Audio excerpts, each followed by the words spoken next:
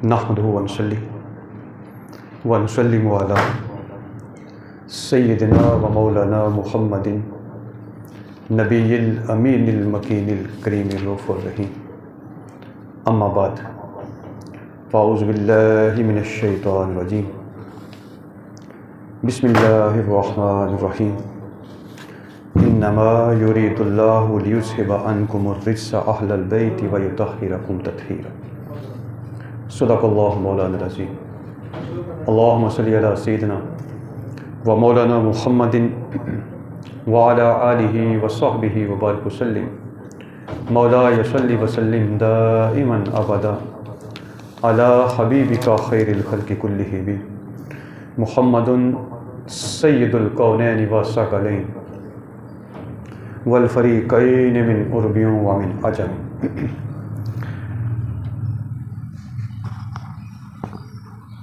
حاضرین گرامی، اللہ جل مجدہ کا فضل و احسان ہے کہ اس نے ہمیں اپنے حبیب مکرم صلی اللہ علیہ وآلہ وسلم کی امت میں پیدا فرمایا اور حضور علیہ الصلاۃ والسلام کے تصدق سے ہمارے لیے بے شمار آسانیاں فرمائی. محرم الحرام کا یہ مہینہ اپنے اندر غم حسین کے دردناک اور المناک واقعات کی یاد دلاتا ہے اور کرب و بلا کے میدان کی وہ تمازت، وہ حرارت، وہ گرمی اور اس شدید موسم میں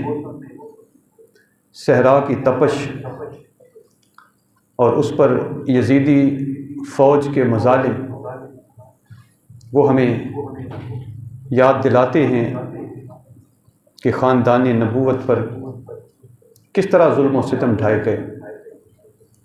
اور ظالموں نے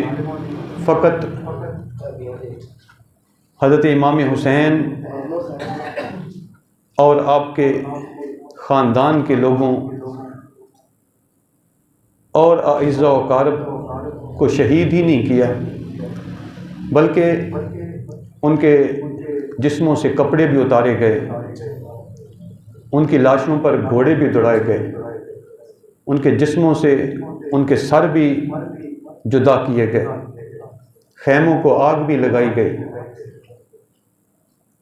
اور اس کے بعد بھی ظلم و ستم کا ایک سفر ہے جو کوفہ سے شروع ہوتا ہے، میدان کربلا سے کوفہ تک اور پھر کوفہ سے دمشق تک، اور رستے میں کئی منزلوں پر پڑاؤ ڈالا جاتا ہے اور شہزادیوں کو، خاندان نبوت کی خواتین کو اور حضرت امام حسین کو باندھ کر سواریوں پر سوار کرایا جاتا ہے اور لوگوں کے سامنے فخر اور مباحات کا اظہار کر کے یہ اعلان کیا جاتا ہے کہ نعوذ باللہ یہ سلطنت اور حکومت کے غدار تھے. یعنی وہ جو اس امت کی پاک ہستیاں تھیں ان کو غدار بنا کر پیش کیا گیا، ان پر لعنت منامت کی گئی، ان پر الزام تراشیاں کی گئیں، ان کی دل آزاریاں کی گئیں اور یہ سارے واقعات کس قدر حضور تاجدار کائنات صلی اللہ علیہ وآلہ وسلم کی قلب اطہر پر بجلیاں بن کے گرے اور کس طرح آقا صلی اللہ علیہ وآلہ وسلم کو اذیت پہنچائی گئی، اس کا اظہار احادیث میں آقا صلی اللہ علیہ وسلم نے بھی فرمایا. خواب میں حضرت عبداللہ ابن عباس رضی اللہ تعالیٰ عنہ نے دیکھا کہ حضور تاجدار کائنات صلی اللہ علیہ وسلم خواب میں تشریف لائے اور آقا صلی اللہ علیہ وسلم کے بال مبارک منتشر تھے، داڑھی اور سر کے بالوں پر گرد تھی اور آپ پریشان حال تھے، آپ کے جسم اقدس پر گرد و غبار تھی اور آپ کے ہاتھ میں ایک شیشی تھی جس میں خون تھا اور آقا صلی اللہ علیہ وسلم فرما رہے تھے کہ آج میرے بیٹے حسین کو کربلا کے میدان میں شہید کر دیا گیا ہے.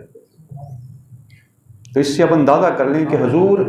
رحمت دو عالم صلی اللہ علیہ وسلم کو کس قدر اذیت پہنچی کہ آپ خواب میں آ کر ایک طرف حضرت عبداللہ ابن عباس کو یہ اطلاع دے رہے ہیں تو دوسری طرف حضرت ام سلمہ کو یہ اطلاع دے رہے ہیں رضی اللہ تعالی عنہ، جو مومنوں کی ماں ہیں، کہ آج میرے بیٹے حسین کو شہید کر دیا گیا ہے۔ تو یہ ظلم کے پہاڑ توڑے گئے اور خاندان نبوت نے اصولوں پر سمجھوتا نہیں کیا، سر کٹوا لیا، مگر ظالم کے سامنے سر جھکانا پسند نہیں فرمایا۔ آج کے جمعۃ المبارک میں اسی سلسلے میں ہم یزید کے سیاہ کارنامے کے عنوان پر بات کریں گے، کیونکہ کئی لوگ آج بھی یزید کے وکیل بنتے ہیں، اور یہ اس کو ہم کہتے ہیں ناسبیت۔ ناسبیت حضرت علی المرتضیٰ رضی اللہ تعالی عنہ سے بغض اور عناد رکھنا ہے، آپ کو اپنے دل کے اندر برا سمجھنا ہے حضرت علی رضی اللہ تعالیٰ عنہ سے، اور آپ کی آل کے ساتھ بغض رکھنا، یہ ناسبیت ہے۔ یہ ایک ایسا کردار ہے اور ایسی فکر ہے جو امت میں جاری و ساری رہی اور آج بھی ہے، اور ایسے لوگ آج بھی موجود ہیں جو حضرت علی رضی اللہ تعالیٰ عنہ اور اہل بیت نبوت کے ساتھ حسد اور بغض رکھتے ہیں، اور وہ اس کا اظہار اس طرح سے بھی کرتے ہیں کہ وہ یزید کو امیر المؤمنین کہتے ہیں اور یزید کی فتوحات کا ذکر کرتے ہیں، اس کے اوصاف کا ذکر کرتے ہیں، اور اس کے جو سیاہ کارنامے ہیں ان پر وہ پردہ ڈالنے کی کوشش کرتے ہیں۔ تو آج کے جمعۃ المبارک میں چند ایک چیزیں اس حوالے سے عرض کروں گا۔ اللہ تبارک و تعالیٰ نے اہل بیت پاک کی طہارت کا ذکر قرآن میں بیان فرمایا۔ یہ سورہ الاحزاب جو 33ویں سورت ہے، اس کی آیت نمبر 33 ہے۔ اللہ تعالیٰ نے فرمایا انما یرید اللہ لیذھب عنکم الرجس اہل البیت ویطہرکم تطہیرا، بے شک اللہ تعالیٰ ارادہ فرماتا ہے کہ اے اہل بیت تمہیں ہر قسم کی نجاست اور آلودگی سے خوب پاک صاف کر دے۔ تو اس سے یہ بات ثابت ہوتی ہے کہ اللہ تعالیٰ نے اہل بیت اطہار کی طہارت کی ذمہ داری خود لی، اور دوسری بات اللہ تعالیٰ نے اہل بیت اطہار کو چادر طہارت میں چھپا دیا، چادر تطہیر عطا فرما دی۔ اور جو آیت مباہلہ ہے جو سورہ آل عمران کی آیت نمبر 61 ہے، اس میں حضور تاجدار کائنات صلی اللہ علیہ وسلم کو اللہ تعالیٰ نے حکم دیا، جب عیسائیوں کا ایک وفد جو حضور کے پاس کم و بیش 2 مہینے تک رہا، اور آپ صلی اللہ علیہ وسلم ہر روز قرآن و سنت کے دلائل کے ذریعے ان کو قائل کرنے کی کوشش کرتے رہے، مگر وہ قائل نہیں ہوئے، مطمئن نہیں ہوتے تھے۔ تو پھر اللہ تعالیٰ نے حضور نبی اکرم صلی اللہ علیہ وسلم کو فرمایا کہ اے میرے پیارے، اب آپ ان کو مباہلے کا چیلنج کریں۔ فَقُلْ تَعَالَوْا أَبْنَاءَكُمْ وَأَبْنَاءَنَا وَأَبْنَاءَكُمْ وَنِسَاءَنَا وَنِسَاءَكُمْ وَأَنفُسَنَا وَأَنفُسَكُمْ ثُمَّ نَبْتَهِلْ فَنَجْعَلْ لَعْنَةَ اللَّهِ عَلَى الْكَاذِبِينَ۔ یہ آیت نمبر 61 میں اللہ نے فرمایا بس آپ فرما دیجئے، کہہ دیجئے انہیں کہ آؤ تم اپنے بیٹوں کو، ہم اپنے بیٹوں کو اور تم اپنے بیٹوں کو لے آؤ، ہم اپنی بیویوں کو، اپنی عورتوں کو اور تم اپنی عورتوں کو لے آؤ، ہم اپنی اولاد کو اپنی جانوں کو لے آتے ہیں، تم اپنی جانوں کو لے آؤ، ثم نبتہل، اور پھر ہم مباہلہ کرتے ہیں۔ مباہلہ یہ ہوتا تھا کہ ایک فریق دوسرے فریق سے کہتا تھا کہ تم جھوٹے ہو، میں سچا ہوں اور تم جھوٹے ہو، اور اگر میں جھوٹا ہوں تو پھر مجھ پر اللہ کی لعنت ہو، اور وہ ایسا 3 دفعہ کہتا، اس کو مباہلہ کہتے ہیں۔ تو جب حضور تاجدار کائنات صلی اللہ علیہ وسلم نے ان کو مباہلے کا چیلنج دیا، تو ان کا جب آقا صلی اللہ علیہ وسلم تشریف لائے تو آپ کے ایک کندھے پر امام حسن اور دوسرے پر حسین تھے، اور پیچھے حضرت فاطمہ سلام اللہ علیہا اور حضرت علی المرتضیٰ کرم اللہ وجہ الکریم تھے۔ جب عیسائیوں کے سب سے بڑے پادری جو اسقف تھا، اس نے دیکھا کہ یہ ننھے شہزادے، یہ معصوم اور پیارے پیارے چہروں والے جو حضور کے ساتھ ہیں، نبی کے ساتھ ہیں، جن کو نبی ساتھ لے کے آ رہے ہیں، اگر حضور نے ان کی موجودگی میں ہمارے خلاف بد دعا کر دی تو اس نے اپنے پادریوں سے اور باقی لوگوں سے کہا، عیسائیوں سے، کہ ان سے مباہلہ نہ کرنا، اگر ان چہروں کی موجودگی میں ہمارے خلاف نبی نے بد دعا کر دی تو روئے زمین پر کوئی ایک عیسائی بھی زندہ نہیں بچے گا۔ اس سے ہم سمجھ سکتے ہیں کہ وہ جو ان کا سب سے بڑا پادری تھا یا سردار تھا، اسقف، اس نے حسنین کریمین کے چہرے کی نور کو دیکھ کر، ان کے جلووں کو دیکھ کر اور حسنین کریمین کے چہرے کے حسن و جمال اور تبانیوں کو دیکھ کر یہ اندازہ لگا لیا تھا کہ حضور سچے ہیں، ان کا دین سچا ہے۔ اگر ہم نے مباہلہ کر لیا اور ہم نے اپنے اوپر لعنت بیچ دی تو عیسائیت کا وجود ختم ہو جائے گا۔ مگر افسوس کہ عیسائیوں کا پادری تو حسنین کریمین کے چہروں کو دیکھ کر بھاگ گیا، ڈر گیا، مگر اس امت کے نام نہاد لوگ جو کلمہ پڑھنے والے تھے ظاہری طور پر، مگر حقیقت میں اسلام ان کے دل کے اندر نہیں تھا، یزید اور اس کے حواری، انہوں نے حضرت امام حسین علیہ السلام اور آپ کے خاندان کو شہید کر دیا۔ تو یہ یزید کا وہ پہلا کارنامہ ہے جو اس کا سیاہ ترین کارنامہ ہے، حضرت امام حسین علیہ السلام کو شہید کر دیا، یہ پہلا کارنامہ۔ اور پھر اس نے یہی نہیں کیا، حضور تاجدار کائنات صلی اللہ علیہ وسلم کے اس شہزادے کے سر کو جب اس کے پاس حاضر کیا گیا، پیش کیا گیا ایک تھال اور تشت میں رکھ کر، تو اس وقت حضرت ابو برزہ اسلمی رضی اللہ تعالیٰ عنہ ایک صحابی رسول تھے جو وہاں موجود تھے، انہوں نے جب اس نے اپنی چھڑی حضرت امام حسین کے لبوں پر اور آپ کے دانتوں پر ماری تو حضرت ابو برزہ اسلمی رضی اللہ تعالیٰ عنہ نے یزید کو روکا، منع کیا اس بات سے، اور اس سے کہا کہ کیا تو اپنی چھڑی سے سیدنا امام حسین کے دندان مبارک پر ضربیں لگا رہا ہے؟ خبردار، تو جس جگہ اپنی چھڑی مار رہا ہے میں نے اپنی آنکھوں سے مصطفیٰ کو حضرت امام حسین کے بوسے لیتے دیکھا، یعنی ان لبوں کے میں نے حضور کو بوسے لیتے چومتے دیکھا ہے۔ تو اس نے کہا، یزید، جب قیامت کے دن تو آئے گا تو تیرا سفارشی ابن زیاد ہوگا، اور جب یہ آئیں گے تو ان کے سفارشی محمد مصطفیٰ ہوں گے۔ تو پھر حضرت ابو برزہ رضی اللہ تعالیٰ اٹھے اور یزید کی طرف پشت کر کے باہر چل دیے۔ تو دوستان محترم، یہ اس کا سب سے بڑا جو سیاہ کارنامہ تھا وہ یہ تھا، اور اس نے اسی پر اکتفا نہیں کیا، اس نے حضرت امام حسین کے سر مبارک کو 3 دن تک دمشق میں مصلوب کیے رکھا، یعنی صلیب پر چڑھا کے رکھا، لوگوں کو عبرت دکھانے کے لیے کہ اپنی طرف سے وہ لوگوں کو سبق سکھانا چاہتا تھا، عبرت کا درس دینا چاہتا تھا، دیکھ لو جو ہمارے خلاف اٹھے ہیں ہم ان کا ایسے حشر کرتے ہیں، نعوذ باللہ۔ تو یہ اس کا وہ پہلا سیاہ کارنامہ تھا یزید کا۔ تو آئمہ امت نے یزید کے بہت سے سیاہ کارنامے ذکر کیے ہیں، جن کا خلاصہ ہونا تو یہ چاہیے تھا کہ خلاصہ آخر پہ پیش کیا جاتا، لیکن آپ لوگوں کی دلچسپی کے لیے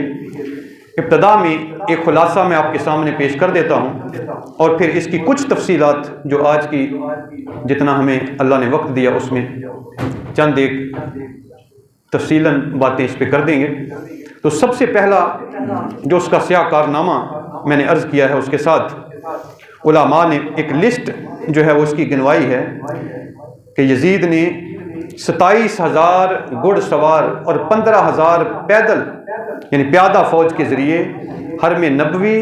اور حرم مکہ پر لشکر کشی کی۔ نمبر 2، حرم مدینہ کو 3 دن کے لیے مباح قرار دیا، یعنی جائز اور حلال کر دیا اپنی فوج پر کہ جو چاہو کرتے پھر،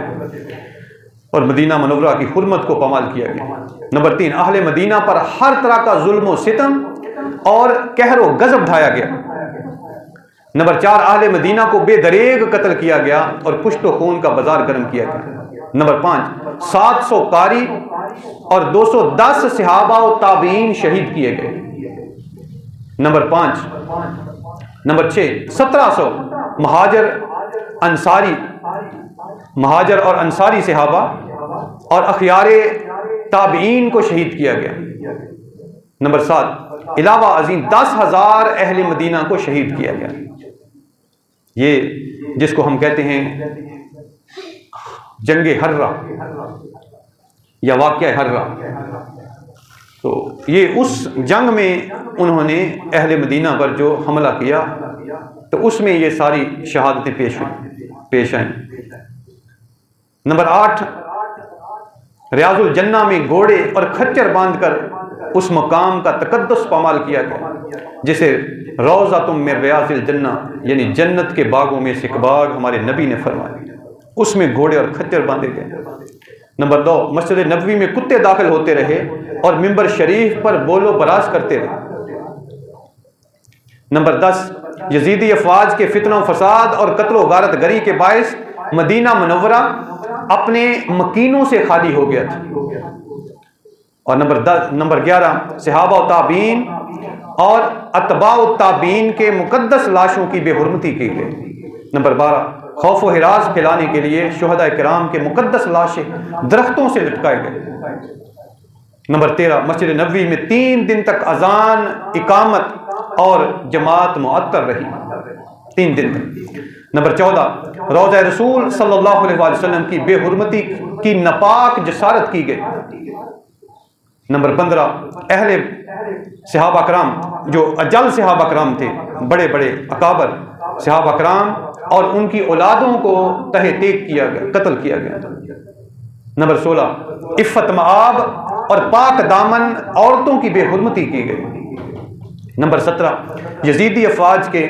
عمل شنیع کی وجہ سے، یعنی اس برے عمل کی وجہ سے صحابہ و تابعین کی 1000 بیٹیاں، پوتیاں اور نواسیاں حاملہ ہوئیں، اس قدر ظلم و ستم۔ نمبر 18 جلیل القدر صحابی حضرت ابو سعید خدری رضی اللہ تعالیٰ عنہ کی داڑھی سے پکڑ کر منہ پر تماچے مارے گئے اور ان کی داڑھی کو نوچا گیا، بال اکھاڑے گئے۔ 19 جلیل القدر نبینا صحابی حضرت جابر بن عبداللہ رضی اللہ تعالیٰ عنہ پر تشدد کیا گیا۔ نمبر 20 یزیدی فوجوں نے مکہ معظمہ پر حملہ کر کے اس کی حرمت کو پامال کیا۔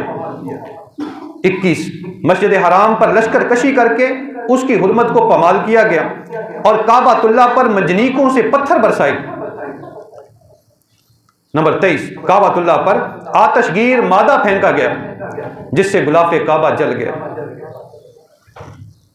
دوستان محترم، یہ وہ خلاصہ ہے اس کے سیاہ کارناموں کا جو اس نے سر انجام دیے، اور حضور تاجدار کائنات صلی اللہ علیہ وسلم نے کسی حد تک ان چیزوں کی نشاندہی اور پیشن گوئی اپنے زمانہ نبوت میں فرما دی تھی۔ یہ صحیح بخاری میں ایک حدیث ہے، صحابہ کرام فرماتے ہیں،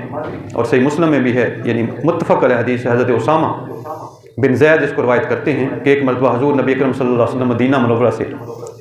باہر تشریف لائے اور ایک ٹیلے پر قیام فرما ہوئے، اور آپ صلی اللہ علیہ وسلم نے فرمایا کیا تمہیں بھی وہ دکھائی دے رہا ہے جو میں دیکھ رہا ہوں؟ میں تمہارے گھروں کے درمیان فتنوں کو اس طرح برستے ہوئے دیکھ رہا ہوں جس طرح بارش کے قطرات برستے ہیں۔ حافظ ابن حجر اسقلانی اور علامہ بدر الدین عینی نے اس کی شرح میں لکھا کہ اس پیشن گوئی کے مصداق کا اولین اظہار سیدنا عثمان غنی رضی اللہ تعالیٰ عنہ کی شہادت سے ہوا، اور بعد ازاں خصوصی طور پر واقعہ حرہ کی صورت میں اس کا اظہار ہوا۔ واقعہ حرہ جس میں شامی فوج نے مدینہ پر حملہ کیا یزید کے حکم سے، انہوں نے ظلم و ستم کے پہاڑ توڑے۔ تو اس سے آپ اندازہ کر لیں حضور تاجدار کائنات صلی اللہ علیہ وسلم نے اس کی پیشن گوئی فرما دی۔ اب حضرت ابو سعید خدری رضی اللہ تعالیٰ عنہ کا جو ذکر ہوا، اس بات کو امام طبرانی نے معجم الکبیر میں روایت کیا، تاریخ دمشق میں ابن عساکر نے روایت کیا، اور امام ذہبی نے اس کے تاریخ الاسلام میں روایت کیا۔ فرماتے ہیں کہ حضرت ابو سعید خدری سے پوچھا کسی نے کہ آپ نے اپنی داڑھی کے بال یہ خود نوچے ہیں؟ یعنی بعض اوقات بندہ داڑھی سے کھیلتا ہے، بال نکالتا ہے، آپ نے یہ خود ایسا کیا ہے کہ آپ کی داڑھی کے بال بہت کم ہیں، ٹوٹے ہوئے ہیں، نکلے ہوئے ہیں، ایسا کیوں ہوا ہے؟ تو آپ نے فرمایا ہرگز نہیں، یہ سب کچھ مجھے شامی ظالموں سے ملا ہے۔ وہ زمانہ حرہ میں میرے گھر میں گھس آئے اور میرا سارا مال و اسباب لوٹ کر لے گئے، میرا پورا گھر اجاڑ دیا، اور اس کے بعد ایک اور گروہ آیا لیکن انہیں گھر میں کچھ نہ ملا، وہ خالی ہاتھ واپس جانے پر کف افسوس ملنے لگے۔ ان میں سے ایک نے کہا کہ اس بوڑھے کو ہی چت لٹا دو، اس بوڑھے کو زمین پہ لٹا دو۔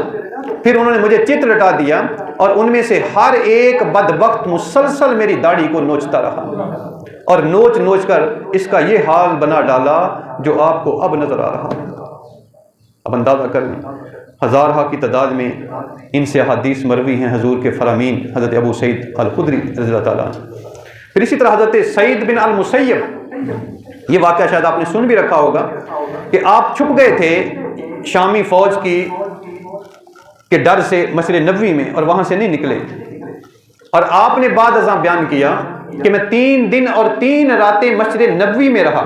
چھپ کے، اور جب بھی، کیونکہ وہاں نہ تو اذان ہوتی تھی، نہ اقامت ہوتی تھی، نہ نماز ہوتی تھی، تو جب بھی نماز کا وقت ہوتا تو مجھے حضور کی قبر انور سے ہلکی ہلکی اذان کی آواز آتی، قبر رسول سے اذان کی آواز آتی، پس میں اس اذان کی آواز کو سن کر نماز ادا کر لیا۔ یہ حضور رحمت دو عالم صلی اللہ علیہ وسلم کی قبر انور کی فضیلت ہے کہ حضور کی قبر انور میں سے حضرت سعید بن المسیب کو اذان کی آواز آتی تھی، اور اس بات کو امام دارمی نے سنن میں روایت کیا، اور دیگر محدثین نے اس کو روایت کیا۔ تو اسی طرح دیگر جو صحابہ کرام ہیں وہ بھی یزیدی فوج کے اس ظلم اور سفاکی کو بیان کرتے ہیں۔ اب مدینہ کے لوگوں نے اس وقت مدینہ پر جو یزید کی طرف سے گورنر بنایا گیا تھا اس کا نام تھا عثمان بن محمد بن ابی سفیان، مدینہ کے لوگوں نے اسے کہا کہ یزید کے بارے میں تو ہمیں بہت کچھ ایسی اطلاعات ہیں کہ اب ہمارا دل اس سے اچاٹ ہو گیا ہے، ہم نہیں چاہتے کہ ہم اس کی بیعت میں رہیں۔ تو اس نے انہیں کہا کہ تم لوگ شام جاؤ اور جا کے خود اپنی نظروں سے مشاہدہ کر لو۔ تو مدینہ کے لوگوں کا ایک وفد، جن میں غسیل الملائکہ حضرت حنظلہ رضی اللہ تعالیٰ عنہ کے بیٹے حضرت عبداللہ الانصاری، عبداللہ ابن ابی عمر بن حفص بن مغیرہ المخزومی اور منذر بن زبیر کے علاوہ کچھ اور لوگ بھی شامل تھے، وہ شام گئے، وہ یزید کے پاس دمشق میں جا کے رہے۔ کئی دن تک انہوں نے یزید کے مشاغل کو بغور دیکھا، مشاہدہ کیا، اور جب وہ واپس آئے تو انہوں نے اس کا آنکھوں دیکھا جو حال بیان کیا۔ اس بات کو امام ابن جریر الطبری نے روایت کیا، علامہ ابن الجوزی نے روایت کیا، اور دیگر مورخین نے بھی اس کو روایت کیا۔ جب وہ واپس آئے تو انہوں نے کہا کہ ہم ایسے شخص کے پاس سے ہو کر آ رہے ہیں جس کا کوئی دین نہیں۔ اب اندازہ کر لیں، یہ پہلا جملہ ہے جو صحابہ کرام رضوان اللہ علیہم اجمعین بول رہے ہیں کہ ہم ایسے شخص کے پاس سے ہو کر آئے ہیں جس کا کوئی دین نہیں، وہ شراب پیتا ہے، تنبورے بجاتا ہے، اس کے ہاں سازینے بجائے جاتے ہیں، وہ کتوں کے ساتھ کھیلتا رہتا ہے، اور راتیں ویرانوں میں اور نوجوانوں کے ساتھ یعنی اوباش لڑکوں کے ساتھ گپ شپ میں گزار دیتا ہے۔ بے شک ہم تمہیں گواہ بناتے ہیں کہ ہم نے اس کی بیعت توڑ دی ہے۔ دیگر لوگوں نے بھی ان کی پیروی کی اور بیعت توڑ دی، مدینے کے لوگوں نے، اور اس کا جو قائم کردہ گورنر تھا عثمان، اس کو مدینے کے لوگوں نے نکال دیا، اور پھر بعد ازاں مدینے کے لوگوں نے حضرت عبداللہ ابن زبیر کے ہاتھ پر بیعت کر لی۔ تو یہ وہ پہلی گواہی ہے جو صحابہ کرام نے دی، اور اس کو ائمہ نے روایت کیا۔ دوسری گواہی حضرت عبداللہ ابن زبیر کی ہے، اور حضرت عبداللہ ابن زبیر کی یہ گواہی جو ہے بہت سے مورخین نے خلیفہ بن خیاط نے اپنی تاریخ میں روایت کی ہے، ابن الاسیر نے الکامل میں روایت کی ہے۔ وہ کہتے ہیں کہ حضرت عبداللہ ابن زبیر رضی اللہ تعالیٰ عنہ نے لوگوں کے سامنے کھڑے ہو کر خطاب کیا اور فرمایا کیا تم مجھے، جب یہ باتیں یزید تک پہنچی کہ مدینے کے لوگ بیعت توڑ رہے ہیں، تو یزید نے کچھ لوگ بھیجے دمشق سے، شام سے، تاکہ وہ عبداللہ ابن زبیر کو سمجھائیں اور وہ بیعت نہ توڑیں۔ تو جب انہوں نے آ کے حضرت عبداللہ ابن زبیر سے گفتگو کی اور قائل کرنے کی کوشش کی، تو اس وقت حضرت عبداللہ ابن زبیر نے ان شامی سرداروں کو یہ فرمایا کہ کیا تم مجھے اس آدمی کی بیعت کرنے کا حکم دے رہے ہو جو شراب پیتا، نماز چھوڑتا اور شکار کا رسیا ہے؟ اور پھر امام عبد الملک بن نوفل بیان کرتے ہیں کہ ان کے والد نے ان کو بتایا ہے کہ جب حضرت امام حسین کو شہید کر دیا گیا تو اس وقت حضرت عبداللہ ابن زبیر رضی اللہ تعالیٰ عنہ نے اہل مکہ کے درمیان کھڑے ہو کر فرمایا، ان کی شہادت کو ایک عظیم سانحہ قرار دیا، اور اہل کوفہ کو بالخصوص اور اہل شام کو بالعموم اس کا ذمہ دار ٹھہرایا۔ اللہ کی حمد و ثنا بیان کی، رسول اللہ صلی اللہ علیہ وسلم پر درود و سلام بھیجا، اور فرمایا عراق میں سوائے چند لوگوں کے سب غدار اور فاجر ہیں۔ عراق کے جو کوفہ کے لوگ تھے وہ سب غدار اور فاجر ہیں سوائے چند ایک، خصوصاً اہل عراق میں اہل کوفہ سب سے زیادہ شریر ہیں۔ انہوں نے حضرت امام حسین کو بلایا کہ وہ ان کی ضرور مدد کریں گے، مگر پھر وہ منحرف ہو گئے، اور جب حضرت امام حسین ان کے پاس پہنچ گئے تو وہ دشمن کے ساتھ مل کر انہی پر حملہ آور ہو گئے۔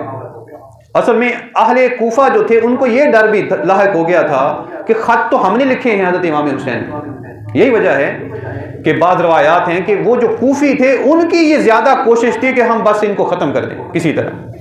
اور جس خیمے میں حضرت امام حسین نے خطوط رکھے ہوئے تھے یا خطوط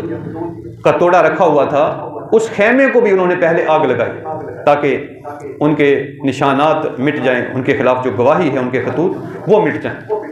تو اس سے آپ اندازہ کر لیں۔ تو حضرت عبداللہ ابن زبیر نے پھر لمبی چوڑی تقریر کی اور یزید کے سیاہ کارنامے بیان کیے، اور پھر لوگوں نے حضرت عبداللہ ابن زبیر کی بیعت کی۔ پھر اسی طرح حضرت معقل بن سنان گواہی دیتے ہیں، اور اس بات کو امام حاکم نے المستدرک میں، یعنی حدیث کی کتاب ہے، اس میں روایت کیا، ابن سعد نے طبقات میں روایت کیا، اور دیگر محدثین اور مورخین نے روایت کیا۔ وہ فرماتے ہیں کہ یزید ایسا بد کردار شخص ہے جو شراب پیتا اور محرمات کے ساتھ نکاح کرتا ہے۔ محرمات ان عورتوں کو کہتے ہیں جن سے نکاح کرنا حرام ہوتا ہے، ممنوع ہوتا ہے، یعنی یزید محرمات سے نکاح کر لیتا ہے۔ جو باپ کی لونڈی ہوتی ہے وہ بھی محرم ہوتی ہے، تو اس سے آپ اندازہ کر لیں۔ اور پھر حضرت عبداللہ بن حنظلہ الغسیل الملائکہ، ان کی گواہی پہلے بھی آپ سن چکے ہیں۔ یہاں اس بات کو امام ابن سعد نے طبقات میں، ابن جوزی نے روایت کیا، ابن عساکر نے روایت کیا، اور سبت ابن الجوزی نے روایت کر، کثیر محدثین نے اس بات کو روایت کیا کہ انہوں نے فرمایا لوگو اللہ سے ڈرو، وہ یکتا ہے، اس کا کوئی شریک نہیں ہے۔ اللہ کی قسم ہم نے اس وقت تک یزید کے خلاف قیام نہیں کیا، یعنی اس کے خلاف کھڑے نہیں ہوئے، جب تک کہ ہمیں یہ خطرہ لاحق نہ ہو گیا کہ ہم پر آسمان سے پتھر برسیں گے، ہم پر آسمان سے پتھر برسائے جائیں گے، کیونکہ وہ ماؤں، بیٹیوں اور بہنوں سے بدکاری کا ارتکاب کرتا ہے۔ استغفر اللہ العظیم، یعنی وہ ماؤں، بہنوں، بیٹیوں سے بدکاری کا ارتکاب کرتا ہے، شراب پیتا ہے، نماز چھوڑ دیتا ہے۔ اللہ کی قسم اگر لوگوں میں سے ایک فرد بھی میرا ساتھ دینے والا نہ ہوتا تو بھی میں یقیناً اللہ کے لیے اس مارکہ حق و باطل میں اپنی بہترین صلاحیتوں کے خوب جوہر دکھاتا، یعنی یزید کے خلاف اور یزیدی لشکر کے خلاف لڑتا۔ یہ حضرت عبداللہ جو حضرت حنظلہ غسیل الملائکہ کے بیٹے ہیں ان کا فرمان، اور اس کو امام جلال الدین سیوطی نے بھی روایت کیا تاریخ الخلفاء میں، اور امام واقدی نے مختلف طریق سے اس کو روایت کیا، اور پھر اسی طرح امام سبت ابن الجوزی نے روایت کیا اور دیگر محدثین نے۔ پھر اسی طرح حضرت عبداللہ بن ابی عمر المخزومی اور دیگر افراد نے گواہی دی۔ وہ کہتے ہیں حضرت عبداللہ بن ابی عمر بن حفص المغیرہ المخزومی، وہ کہتے ہیں کہ میں خود کو یزید کی بیعت سے اس طرح الگ کرتا ہوں جس طرح اپنا یہ امامہ سر سے اتار کر الگ کرتا ہوں، اور انہوں نے اپنا امامہ جو ہے وہ سر سے اتار کر الگ کر دیا۔ پھر اسی طرح حضرت عبداللہ بن ابی مخزوم نے اپنا سر سے امامہ اتارا اور الگ کیا اور فرمایا تحقیق میں یہ کہتا ہوں کہ اگرچہ اس نے مجھے صلہ و انعام دیا ہے، اور یہ بات بڑی قابل غور ہے، یہ یزید کے والد جو تھے حضرت امیر معاویہ رضی اللہ عنہ، ان کا بھی یہ کام تھا اور ان کی سیاست کا ایک اسلوب تھا یہ کہ جو بھی ان کے پاس جاتا تھا وہ خوب انعام و اکرام دیتے تھے، نوازتے تھے، اور یزید بھی خوب انعام و اکرام دیتا تھا، اور یہ عبارت بھی اس پر مہر تصدیق ثبت کر رہی ہے۔ وہ فرماتے ہیں کہ بے شک اس نے مجھے انعام و اکرام دیا ہے، صلہ و انعام دیا ہے، تاہم حقیقت یہ ہے کہ وہ دشمن خدا نشہ میں بدمست شرابی ہے، نشہ میں بدمست شرابی ہے۔ اور اسی طرح دیگر مورخین نے ان کی روایت کو طوالت کے ساتھ بھی بیان کیا۔ حضرت منذر بن زبیر بن العوام، یہ حضرت زبیر جو ہیں عشرہ مبشرہ میں حضور کے جو 10 صحابی ہیں جن کو حضور نے جنت کی بشارت دی دنیا میں، اور یہ متفق علیہ شخصیات ہیں 10 صحابہ، ان کے بیٹے حضرت منذر، وہ فرماتے ہیں کہ اللہ کی قسم یزید شراب پیتا اور نشہ میں اس قدر دھت ہو جاتا ہے کہ نماز بھی ترک کر دیتا ہے۔ اور آگے مورخین لکھتے ہیں کہ منذر بن العوام نے یزید کے اسی طرح بے شمار عیب بیان کیے جس طرح آپ کے ان ساتھیوں نے اس کے عیوب بیان کیے، بلکہ ان سے بھی شدید تر عیوب آشکار کیے۔ اسی طرح حضرت عبداللہ بن عیاش رضی اللہ تعالیٰ عنہ گواہی دیتے ہیں، اور ان کی اس گواہی کو علامہ بلازری بیان فرماتے ہیں کہ یزید نشے کی حالت میں 2 اونٹ کے بچوں کے ساتھ شکار پر نکلا، وہ سواری پر چڑھا تو اس کے سامنے ایک جنگلی وحشی گدی تھی جس پر اس نے بندر سوار کر رکھا تھا۔ وہ گدی کو بگانے لگا اور کہنے لگا اے ابو خلف، یعنی مراد بندر، اے ابو خلف خود کو بچانے کی کوئی تدبیر کر لے، اگر تو مر جائے تو اس گدی پر کوئی توان نہیں ہوگا۔ اسی دوران یزید اپنے گھوڑے سے گر پڑا اور اس کی گردن ٹوٹ گئی، یعنی وہ اسی کھیل تماشے میں ہی مر گیا، یعنی یہ اس کا شغل تھا، عیاش تھا۔ اور عبد الملک بن مروان جو بعد ازاں خلیفہ بنا، اور یہ خاص بندہ تھا بنو امیہ کا، اب اندازہ کر لیں کہ جب وہ خلیفہ بنا تو اس نے بطور خلیفہ خود اس بات کی تائید اور تصدیق کی کہ یزید ایسا ہی آدمی تھا۔ وہ کہنے لگا لوگوں کو خطاب کرتے ہوئے، کہنے لگا کہ اما بعد بخدا میں اس نعمت کے امراض کا علاج صرف تلوار سے کروں گا، اس امت کے امراض کا علاج تلوار سے کروں گا۔ میں حضرت عثمان کی طرح کمزور خلیفہ نہیں ہوں، اور نہ ہی حضرت امیر معاویہ کی طرح شاطر اور چلاک امیر ہوں، اور نہ ہی یزید بن معاویہ کی طرح قوم لوط کے کرداروں کا حامل حکمران ہوں۔ کتنا بڑا جملہ ہے، سمجھے آپ؟ اس نے کیا کہا یزید کے بارے میں؟ نہ ہی میں یزید بن معاویہ کی طرح قوم لوط کے کردار کا حامل انسان ہوا، حامل حکمران، یعنی وہ قوم لوط کے افعال میں گرا ہوا شخص تھا، اور اس نے لڑکے رکھے ہوئے تھے جن کے ساتھ وہ عیاشی کرتا تھا، یزید بدفعلی کرتا تھا۔ حضرت عمر بن عبدالعزیز رضی اللہ تعالیٰ عنہ، جن پر اس امت کا اتفاق ہے کہ حضرت عمر بن عبدالعزیز کو عمر ثانی بھی کہا جاتا ہے، اور اموی خلفاء میں سے ایک واحد ایسے شخص ہیں جن پر اس امت کو اعتماد ہے، یہ واحد ایسے شخص اور خلیفہ ہے یا بادشاہ ہوئے حضرت عمر بن عبدالعزیز رضی اللہ تعالیٰ عنہ۔ انہوں نے، اور اس بات کو امام جلال الدین سیوطی نے طریق الخلفاء میں بھی روایت کیا، اور ابن حجر الہیثمی نے بھی اس کو روایت کیا۔ فرماتے ہیں اس بات کو نوفل بن ابی فرات بیان کرتے ہیں کہ میں حضرت عمر بن عبدالعزیز کے پاس تھا کہ وہاں ایک آدمی نے یزید کا ذکر چھیڑا اور کہا امیر المؤمنین یزید بن معاویہ نے یوں کہا۔ انہوں نے فرمایا، عمر بن عبدالعزیز نے فرمایا تو اس کو امیر المؤمنین کہتا ہے؟ انہوں نے اس شخص کے متعلق حکم صادر فرمایا کہ اسے 20 کوڑے مارے جائیں۔ کس بات پر؟ مجھے بھی تو پتا چلے، آپ کو سمجھ بھی آ رہی کہ نہیں آ رہی؟ جس شخص نے عمر بن عبدالعزیز رضی اللہ تعالیٰ عنہ کے سامنے یزید کو امیر المؤمنین کہا، آپ نے اس شخص کو 20 کوڑے مارنے کا حکم دیا۔ یہ حضرت عمر بن عبدالعزیز کا یزید کے بارے میں خیال تھا اور ان کے بارے میں نظریہ تھا کہ آپ اس کو اس قدر کبھی اور برا شخص سمجھتے تھے، بد کردار شخص سمجھتے تھے کہ اس کے ساتھ امیر المؤمنین کا لفظ لگانا جو ہے وہ 20 کوڑوں کی سزا کے ساتھ آپ نے متصف کر دیا۔ پھر اسی طرح جلیل القدر تابعی حضرت امام حسن البصری رضی اللہ تعالیٰ عنہ گواہی دیتے ہیں، اور آپ کی اس گواہی کو ذکر کیا ابن الاسیر نے الکامل فی التاریخ میں۔ فرماتے ہیں کہ میں اہل شام سے راضی، سوال کرتے ہیں، یعنی آپ سے کسی نے کہا کہ آپ اہل شام سے راضی ہیں، تو آپ نے کہا کیا میں اور اہل شام سے راضی؟ یہ کیسے ہو سکتا ہے؟ اللہ تعالیٰ انہیں تباہ و برباد کر دے۔ کیا یہ وہی لوگ نہیں جنہوں نے رسول اللہ کے حرم پاک کو یعنی مدینہ منورہ کو 3 دن تک مباح کیے رکھا، 3 دن تک اس کے باشندوں کا قتل عام کرتے رہے، اور عراقی اور قبطی یعنی مصری سپاہیوں پر اسے مباح کر دیا، پاک باز اور دیندار خواتین پر حملہ آور ہوئے اور کسی کی حرمت و عفت کا لحاظ نہ رکھا، پھر وہ لوٹ مار کے لیے بیت اللہ اور مسجد حرام پر حملہ آور ہوئے، انہوں نے کعبہ معظمہ کو شہید کر دیا، اس کی دیواروں اور غلاف پر بران آتش برسائی، ان پر اللہ تعالیٰ کی لعنت ہو، وہ اپنا نہایت برا انجام دیکھیں۔ آپ اندازہ کر لیں، یہ حضرت امام حسن البصری رحمۃ اللہ علیہ کی گواہی ہے۔ تو ارگرز اس میں 20